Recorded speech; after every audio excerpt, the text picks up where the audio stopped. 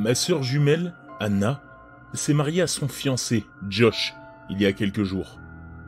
Anna et moi avons toujours été inséparables. C'est ma meilleure amie. J'étais aux anges quand Anna m'a dit qu'elle s'était fiancée. Quand elle m'a demandé d'être sa demoiselle d'honneur, j'étais presque aussi heureuse qu'elle a dû l'être quand Josh lui a demandé de l'épouser. Le jour du mariage, j'avais un rendez-vous chez le médecin, et je suis allé directement après à l'église. En arrivant, j'ai retrouvé les autres demoiselles d'honneur. J'ai été surprise de voir qu'elles ne portaient pas les robes roses qu'Anna avait choisies. À la place, elles portaient toutes des robes longues et noires. Je portais encore un jean et un chemisier, et Liliane, une des amies d'Anna, m'a demandé brutalement « Tu vas te changer, hein ?» Je lui ai répondu que bien sûr que oui, j'avais apporté ma robe avec moi. Quand je suis rentré dans ma robe, elles m'ont toutes regardé, choqué. Liliane m'a dit « Qu'est-ce que tu fais, bordel ?» J'étais si confuse. Alors que j'étais censé être la demoiselle d'honneur, les demoiselles d'honneur ne me laissaient pas du tout parler à Anna. Au lieu d'être avec ma sœur le jour de son mariage, j'ai dû m'asseoir à l'arrière de l'église. Même notre mère avait décidé que je ne devais pas aller à l'avant avec cette tenue. Honnêtement, je ne me souviens pas de grand-chose de la cérémonie. J'avais honte de porter apparemment la mauvaise robe. Alors je me suis assise à l'arrière et j'ai gardé la tête basse. Tout ce dont je me souviens, c'est que tout le monde pleurait beaucoup. Lorsque nous sommes arrivés à la maison de mes parents pour la réception, je suis allé au réfrigérateur pour prendre de la bière que j'avais achetée. Je sais que la bière n'est pas une boisson festive, mais c'était la marque qu'Anna et moi avions bu quand j'avais eu 18 ans. Mes parents nous avaient surpris à l'époque et étaient très en colère. Mais je pensais que tout le monde trouverait ça drôle maintenant. J'étais sûr qu'Anna en rigolerait. Cependant, quand ma mère m'a vu avec les bières, elle me les a prises et m'a dit avec colère que je manquais de respect à Anna. J'ai répondu que j'étais sûr qu'Anna trouverait ça drôle. Ma mère m'a répondu que je dépassais les bornes.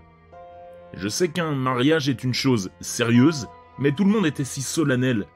On est censé s'amuser aussi, non ? Tout le monde à la réception se comportait bizarrement avec moi, comme si j'avais fait quelque chose de vraiment mal. Chaque fois que j'essayais de parler à quelqu'un, on me laissait planter là. Certains semblaient même me regarder avec pitié pour une raison quelconque, mais ils ne voulaient toujours pas me parler. Le pire, c'est qu'Anna m'évitait aussi. Elle avait l'air vraiment morose, ce qui était étrange car elle avait tellement hâte d'être à son mariage. Elle semblait faire des rondes, mais je ne l'ai jamais vue parler à personne. J'ai finalement décidé de la confronter.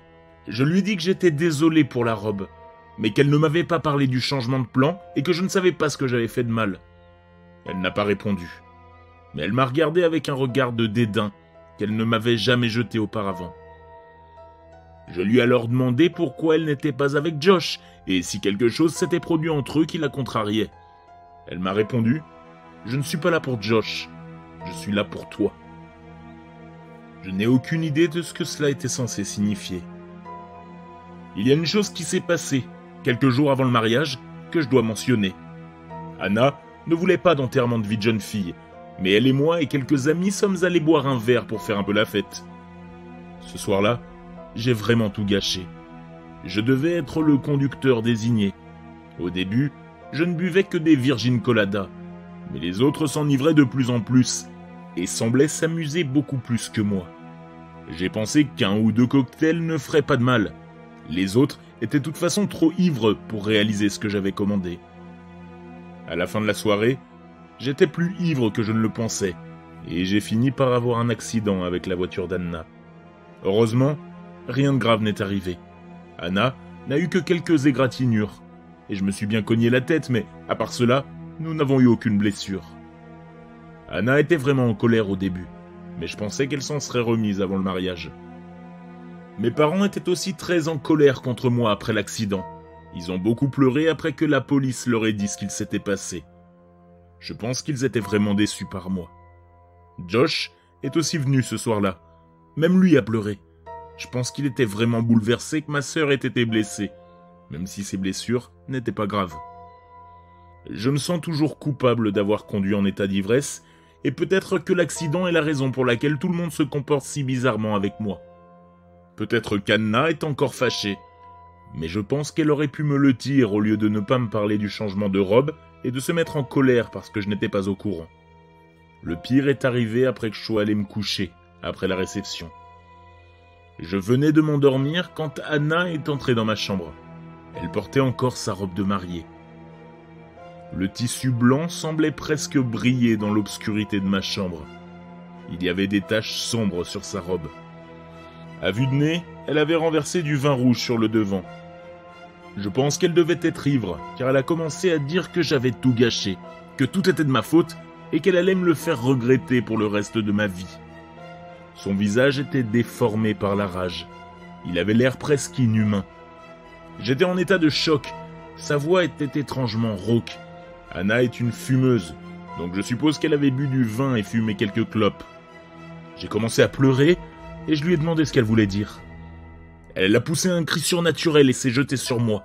Elle a levé la main, comme pour me frapper, et j'ai instinctivement fermé les yeux. Mais elle a dû me manquer car tout ce que j'ai pu sentir, c'était un jet d'air froid sur mon visage. Lorsque j'ai rouvert les yeux, elle était partie. Je me suis réveillé plusieurs fois pendant la nuit, et je l'ai entendu gémir à chaque fois. Pas seulement pleurer, mais gémir. La nuit suivante, elle s'est soudainement tenue à côté de mon lit. Elle était juste là, à gémir, et ne montrait aucune réaction lorsque j'essayais de lui parler. J'ai dû me rendormir alors qu'elle était là. Je ne me souviens pas qu'elle soit partie, juste qu'elle a soudainement disparu.